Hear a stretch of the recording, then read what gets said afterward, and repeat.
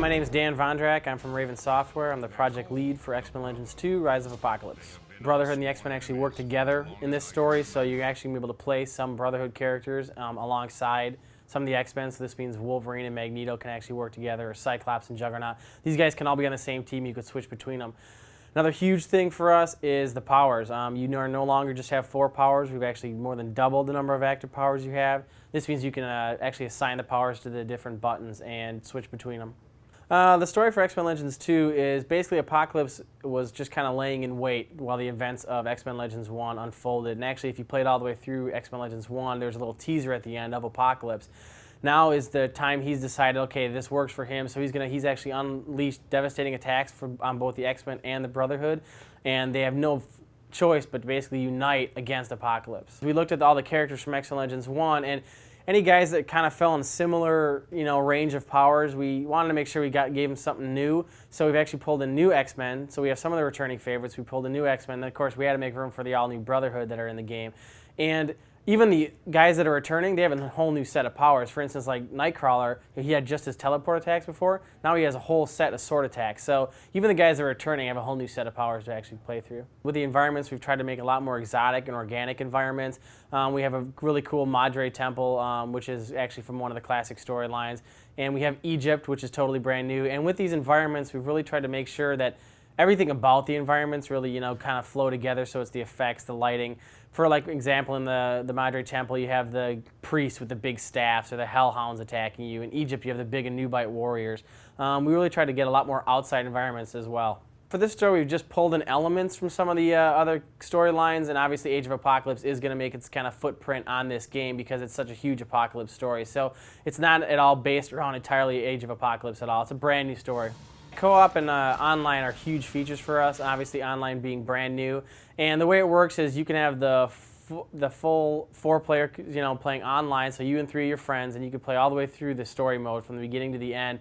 The way it works is you start off, you start off the game and say, okay, how many people are going to join this game? So once you're in the game, people can't join you, but there's a chance to actually go back outside, like if you're at one of the headquarter levels and you kind of want to go back outside and have people join you, the big game kind of basically pauses for a second, you go outside, back out the game, then you reload the game from that point.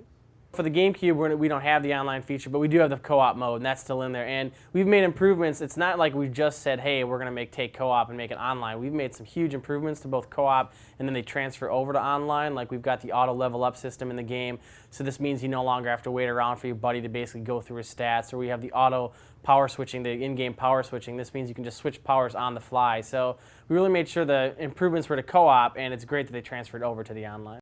First thing we did to improve the combo system was we made it easier to pull off the combos. A lot of people, found it a little frustrating not being able to pull off the combos, so we've made them actually easier to pull off. So as long as you're really attacking the guy and using those powers together on that same enemy within, a certain time threshold, you're going to get one of the combos. And all the new powers, you've got all those extra powers, all of them, and cross-reference with all the others creates like hundreds of different combos you can do. The skirmish mode and the sparring mode for the Danger Room is going to be back, and we are planning on having it online, so that way you can actually play different enemies from the game that you would normally be able to play, and you should be able to play those basically online against each other. With the story this time around, it was Raven started the story, and then we got a lot of help from Marvel with it. We did not involve Man of Action this time around. It was better for us to actually go right to the source in Marvel and actually write it in-house. And really this just helped us with tie the story more, tie in more with the levels, and as the objectives changed, it was really quick to get the story changes back to us. Well, when the game starts out, everyone starts out at level 1. That's the way it works. I mean, as much as it pains all of us to see Magneto not necessarily be able to just, pick guys up and throw them around for tons of damage right away, it's a game, and so that's the way, the RPG guys and even the action guys really enjoy that. So when you start out the game, everyone kind of starts at level 1 and with their 1 power, and you have to build them up. As the game progresses, though, even if you don't take guys, let's say you just took like Magneto and Juggernaut along, and you didn't take along like Cyclops, he still gains some experience as the game progresses. So then when you switch over to Cyclops, he's only a few levels behind your other standard players. Angel's in the game, and later on you actually fight Archangel, which is obviously a huge fan favorite. Emma Frost is in the game. We have characters that you might not normally find in the X-Men universe, like Heather Hudson is actually in the game. Some of the enemies we have, unfortunately, I can't get too specific on some of the enemy groups, but as like I said earlier, you have the Madre Priests, you have the Hellhounds, you have the big Anubite warriors. X-Men Legends 2 Rise of Apocalypse is coming out this fall on the GameCube, the PS2, the Xbox, and the PC.